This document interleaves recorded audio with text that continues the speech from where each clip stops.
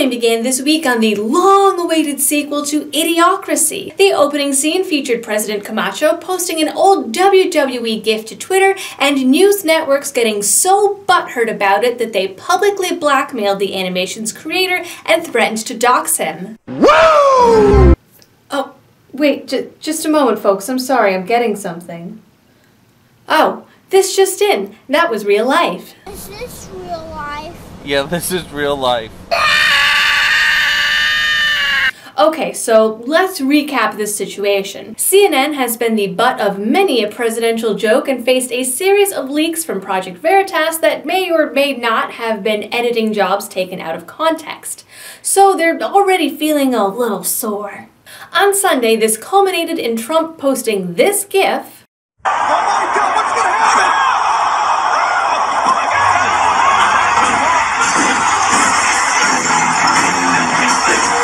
To Twitter with the hashtag #FraudNewsCNN. This was met with several reactions. First, a flurry of comments claiming that this was a direct threat to CNN and a means to incite violence against journalists everywhere.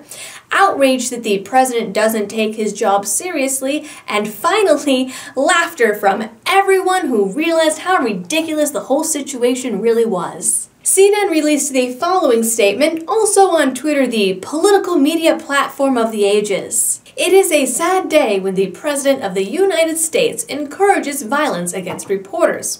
Clearly, Sarah Huckabee Sanders lied when she said the President had never done so. Instead of preparing for his overseas trip, his first meeting with Vladimir Putin, dealing with North Korea, and working on his healthcare bill, he is instead involved in juvenile behavior far below the dignity of his office. We will keep doing our jobs. He should start doing his. Okay, first off, I am going to preface the rest of the details of this story with the fact that CNN, this story is what you covered all week, instead of Trump's overseas trip, his first meeting with Putin, and the healthcare bill. Second, if none of those plays where a Trump-like figure gets killed were inciting violence, and if Kathy Griffin's photos weren't inciting violence as per left-leaning outlets, how is a meme inciting violence? While offensive, shitposting is not generally considered incitement to violence. Nevertheless, the Committee to Protect Journalists has decided that now, because of this meme, journalists everywhere are in danger and their work is no longer safe. The best thing about this, I think, is all the people that are suddenly offended that the presidency is being treated as a joke, as if this is a totally new idea or concept. But seriously, ladies and gentlemen, the government has been a joke for a very, very long time. You're just now noticing it because the joke has become too obvious to hide. At least now it's gotten kind of funny. CNN wasted no time in identifying the GIF's creator as Redditor Han Asshole Solo, who they say first created and shared it last Wednesday. But they took it a step further. In a woefully worded story, CNN told the world that they had determined not only the Redditor's online pseudonym, but his real name and other identifying information. They also stated that he was known for posting racist, anti-Semitic content and threatened to publicly reveal his identity if he didn't behave. They also claimed to have contacted the Redditor personally by phone and email before writing their article. Han Asshole Solo posted a lengthy apology to his community, the rest of Reddit, and the media and public in general, which was deleted twice, and which basically said he had been trolling as Redditors on the Donald are apt to do. And he called the trolling an addiction, saying that he just kept pushing the boundaries of sensibility or something. Which makes me question if the apology was trolling. He then reported he would be making no further posts on that account and either deleted or edited all past content. According to their article, the Redditor then called CNN back and asked them not to reveal his identity out of fear for his safety. CNN then decided, oh,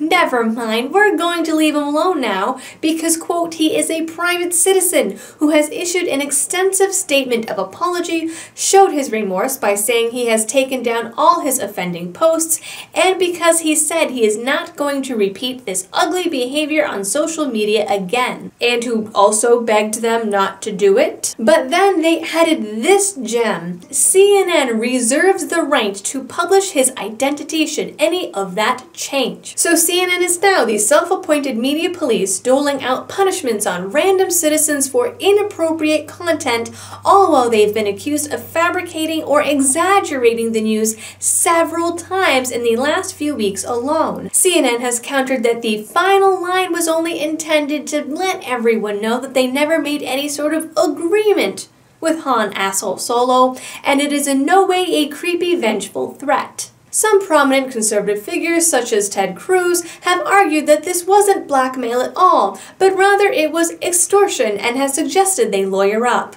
CNN issued a second statement after people were rightfully freaked out about all of this, and claims now that they didn't release the user's name out of concern for his safety. If nothing else, this whole debacle has taught us that South Park basically predicts the future, except instead of Denmark, it was CNN. I want to turn now to a story out of the UK that has garnered international attention, and this is the story of little Charlie Gard. Charlie Gard is a 10-month-old baby born with a rare genetic condition called mitochondrial DNA depletion syndrome that has resulted in brain damage and that requires him to be on life support. Great Ormond Street Hospital, which was caring for Charlie, told his parents that he had no chance of survival and thus would be taken off life support. His parents disagreed, having recently learned of an experimental treatment in the US. In the UK, apparently, under socialized medicine, if the hospital and parents of a minor disagree, the case goes to court. The case went all the way up to the European Court of Human Rights, which, depending on which way a news outlet is leaning, either sentenced him to death or decided he is allowed to die, language which seems to have been adopted most lovingly by the Washington Post. This decision was made to supposedly favor the welfare of the child through the Children Act of 1989, which has over 108 sections. The particular part of the law relevant to this case is Section 1, Subheading 5, which states, where a court is considering whether or not to make one or more orders under this act with respect to a child, it shall not make the order or any of the orders unless it considers that doing so would be better for the child than making no order at all. The reasoning is because parents, quote, may lose their objectivity. The decision came down last Tuesday, and parents Chris Gard and Connie Yates were told that he would be taken off life support without their consent on Friday. Charlie's parents then asked to be allowed to take their baby home on hospice care, even offering to pay out of pocket to do so, and were denied. Supporters of the decision argue that nucleoside therapy, the experimental treatment, has never been tried before and could possibly subject Charlie to pain and mutation, which is also the court's argument. Charlie's parents and their supporters argue that Charlie is only the 16th documented case of his illness in the entire world, and thus it's impossible to know what might and might not work. However, two other children with similar conditions, one American and one Italian, have both lived longer, fuller lives than their doctors had predicted. The American boy, who is now 6, was treated by the same doctor offering to treat Charlie. Either way, a high court, an appeals court, a Supreme Court, and then the Human Rights Court all agreed that only the hospital and not the child's parents